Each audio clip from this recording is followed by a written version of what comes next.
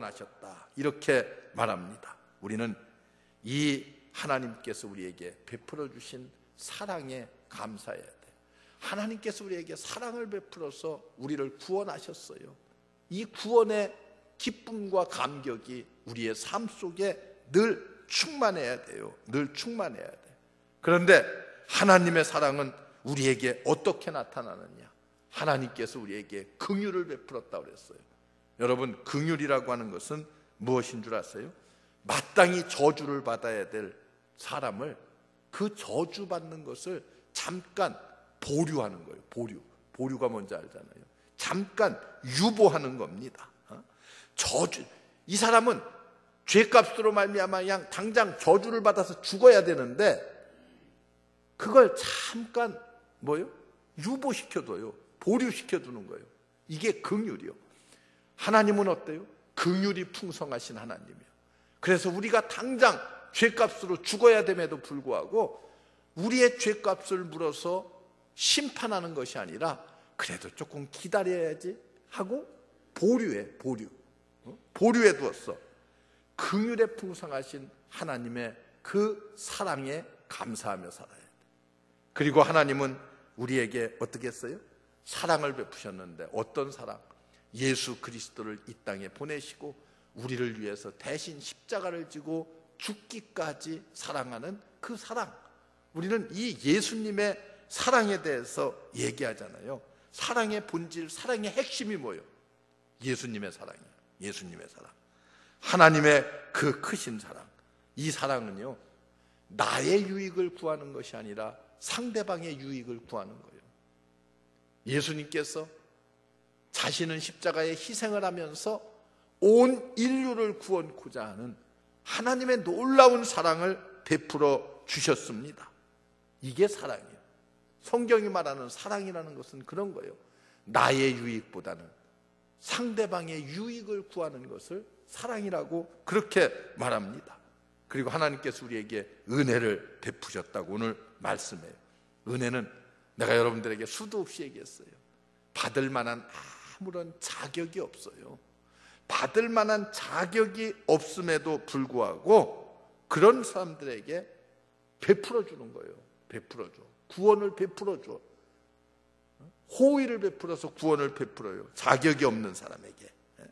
이걸 우리는 은혜라고 그래요. 저주받을 우리에게 긍휼을 베풀어서 잠깐 보류해 주시고, 그리고 하나님의 사랑으로 예수 그리스도를 이 땅에 보내주시고, 그리고 받을 자격도 없는 나에게 은혜를 베풀어서 어떻게 하셨어요? 우리를 구원하셨어요. 우리를 구원하셨어. 이게 구원이요.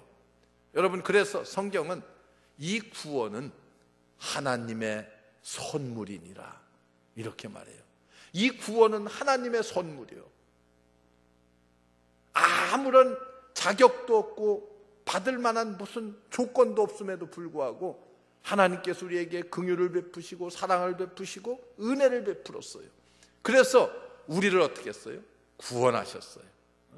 이 구원은 하나님의 선물입니다. 거저 주시는 선물이요. 왜 하나님께서 우리에게 이렇게 거저 주시는 선물을 주십니까? 너희로 하여금 자랑치 못하게 하기 위해서라 그래요. 구원은 자랑거리가 아니에요. 왜?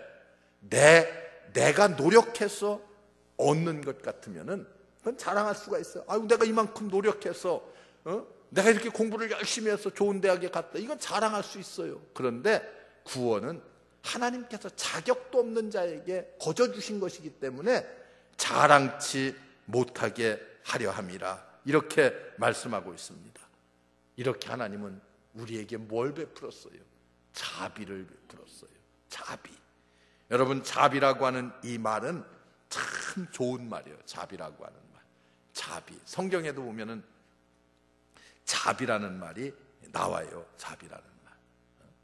누가복음 10장에 가서 보면은 예수님께서 사랑에 대해서 설명하면서 강도 만난 자에 대한 비유를 말씀하십니다. 마지막 율법사에게 물어요. 너는 강도 만난 자가 만난 세 사람 중에 누가 강도 만난 자의 이웃이라고 생각하느냐 이렇게 물어요. 그때 이 율법사가 자비를 베푼 자입니다. 자비라고 하는 것은요 뭐요? 자비라고 하는 것은 가장 내게 있어서 가장 소중한 것을 구체적으로 주는 게 자비예요. 구체적으로 주는 거예요. 그냥 말로 입으로만 이렇게 떠드는 것이 아니에요. 우리 예수님께서, 하나님께서요, 독생자 예수 그리스도, 가장 소중한 독생자 예수 그리스도를 우리의 죄값을 대신해서 십자가에 죽기까지 우리에게 내어주셨어요. 이걸 하나님께서 우리에게 자비하셨다, 그렇게 말하는 거예요. 하나님께서 우리에게 자비하셨어요. 가장 소중한 것을 우리에게 주셨어요. 여러분들이 다른 사람에게 자비를 베풀려고 하면은 어떻게 해야 돼? 내게 있어서 가장 소중하다고 생각하는 것을 줄 수 있어야지만이 그게 자비를 베풀었다고 말하는 거예요. 입으로만 자비가 되어서는 안 돼. 구체적으로 행동으로 우리는 자비를 베풀 수가 있어야 돼. 그래서 하나님은 우리에게 자비를 베풀어서 그 자비는 우리에게 뭐가 됐어요? 구원이 됐어요. 우리는 다만 예수 그리스도를 마음에 영접하고 믿기만 하면은 구원을 얻습니다. 이 놀라운 구원, 하나님의 이 구원 계획이라고 하는 것은요, 이런 거예요. 아무런 자격도 없고 죄로 말미암아 죽었던 우리들을 하나님은 이렇게 구원의 구체적인 계획을 세우시고 우리를 구원하셨습니다. 자격으로 따지면은 우리는 구원을 얻을 수 있는 사람이 이 땅에 한 사람도 없습니다. 자격이 없어요. 그럼에도 하나님은 우리에게 사랑을 베풀고 긍휼을 베풀고 은혜를 베풀고 자비를 베풀어서 우리를 구원하셨습니다. 그렇기 때문에 이제 우리는 어떤 사람이 되었어요? 하나님의 자녀들이 되었습니다. 하나님의 자녀가 되었어요. 여러분, 예수 그리스도로 말미암아 우리는 하나님의 자녀가 되었는데, 그런데 이런 우리를 그리스도 안에서 하늘에 앉히셨다, 이렇게 말씀하고 있습니다. 이 말의 의미가 뭐예요? 우리는 구원받은 하나님의 자녀입니다. 지금은 여러분들이 이 땅에 살고 있어요.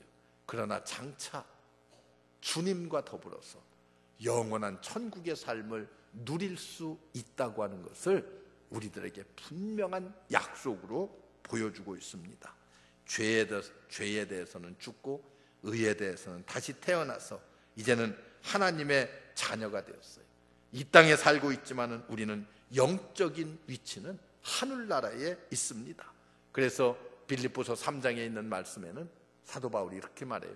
우리는 하늘나라의 천국의 시민권을 가졌다고 그렇게 말씀하고 있습니다. 여러분, 어떻습니까? 하나님의 자녀라고 하는 확신이 있어요. 내가 하나님의 자녀라고 하는 믿음의 확신이 없으면요, 나가서 전도도 못해요. 내 자신도 확신이 없는 걸 어떻게 가서 다른 사람에게 자신감 넘치게 전할 수가 있겠어요? 내 자신이 구원받은 하나님의 자녀라고 하는 자신감이 있어야 돼요. 확신이 있어야지만이 그 확신을 가지고 나아가서 증거합니다. 이 엄청난 하나님께서 우리에게 주신 특권들이 있어요. 우리 그리스도인들이 이 땅에서 누리며 사는 특권들입니다. 여러분, 이 특권에 얼마나 감사하며 살고 있습니까? 우리는 더 이상 이 땅에 부러워할 지위가 없어요. 하나님의 자녀가 된 그것보다 더 이상 부러워할 것이 뭐가 있겠어요? 여러분, 어떻습니까?